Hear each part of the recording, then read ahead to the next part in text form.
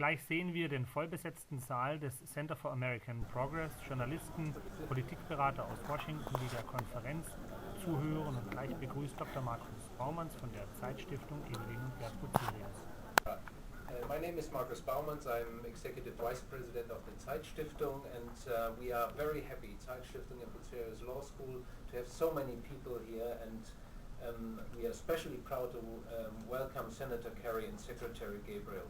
We are truly honored that we were able to team up with Andrew Light, Matt Brown, Susie Emmerling, Marlene Cooper, and many others from the Center for American Progress. And we are very grateful for the general support of the Friedrich Ebert Foundation and its Washington Director Almut Wieland-Karimi. A special thanks goes to Michael Bertz, our close friend in Washington over years. He made all this possible and initiated this meeting. Sarah, you already mentioned John Podesta has been with us at Bucerius Law School, and I will not forget a few words he gave in his speech. He said at that time in November 2007, simply changing the American government is not going to solve all of the challenges we face. Many new trends are driving rapid change in the modern world, and we need policies to address these challenges head on. That these challenges have the dimension they have now in late April 2009, this is something what we would not have expected at that moment. We all know that CAP has been and is a place where such policies are thought out, discussed, and disseminated. Therefore, we are thrilled to play a small part in this policy conversation between US and Europe. We think that this transatlantic dialogue is from highest importance, that this gives an exchange that we see more than ever important and urgent for our societies on both sides of the Atlantic, and that we see as providing a reason to enter the 21st century in a different way than we left behind the 20th century. Thank you very much. Thanks very much. Glad to have you with us today. Organization in producing green jobs.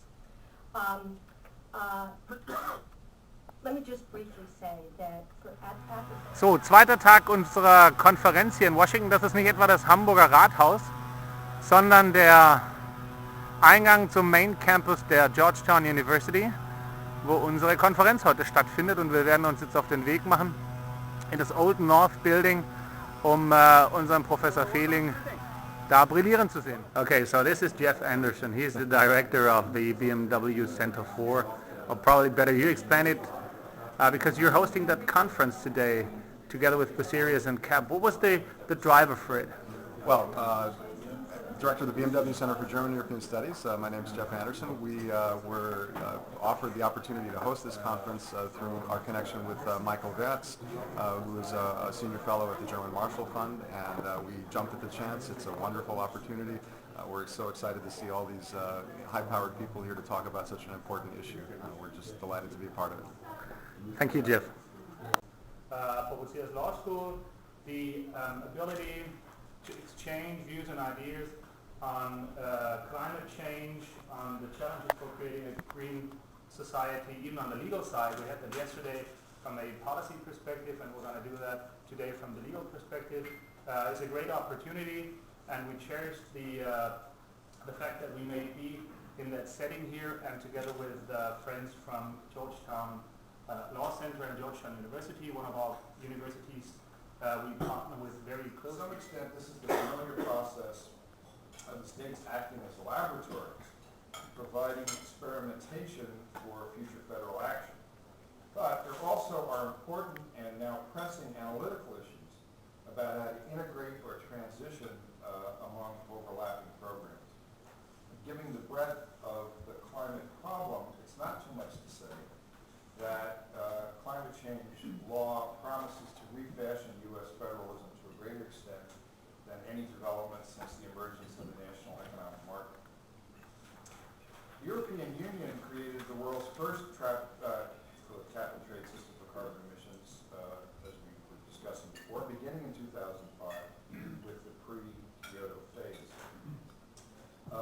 The trading system was established through a European directive adopted through the EU's co-decision process, but as is the case generally with directives, the implementation process has occurred largely within each member state. Although the Commission has established overall criteria and procedures member state establishing its own rules for things such as distribution of allowances, monitoring of emissions, recording of allowances, and others.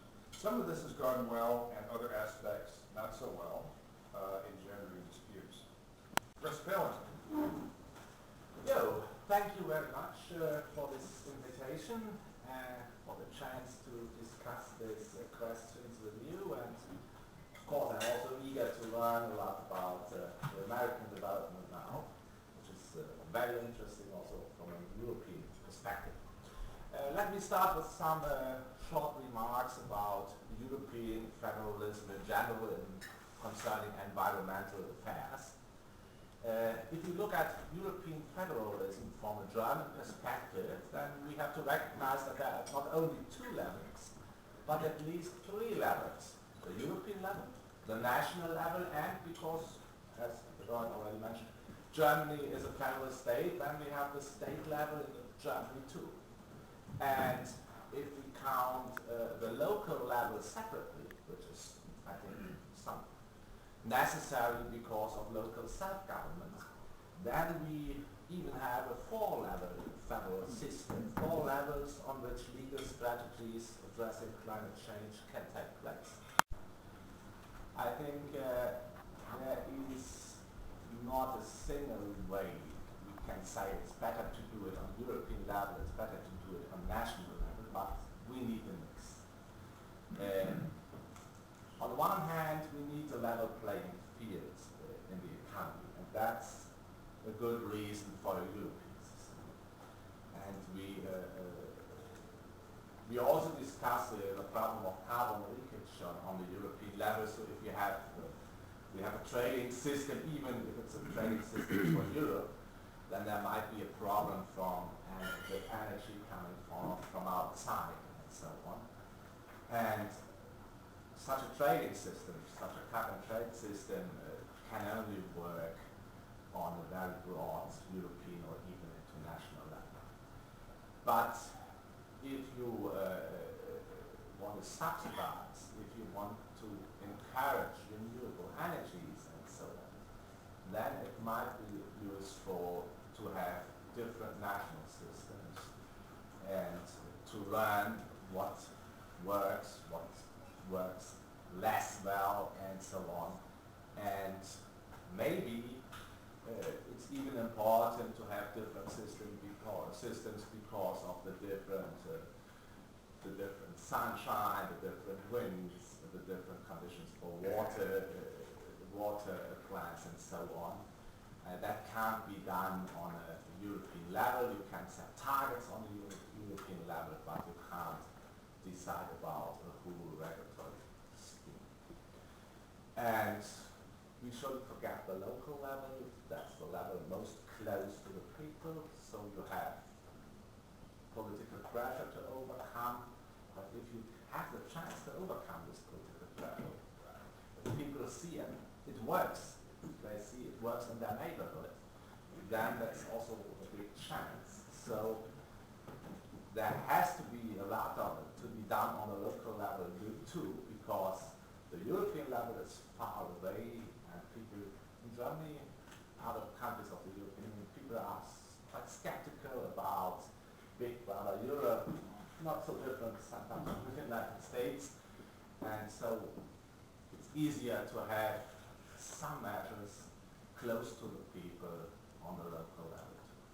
So, thank you. Good, thank you. Jared Snyder. Thank you, Peter.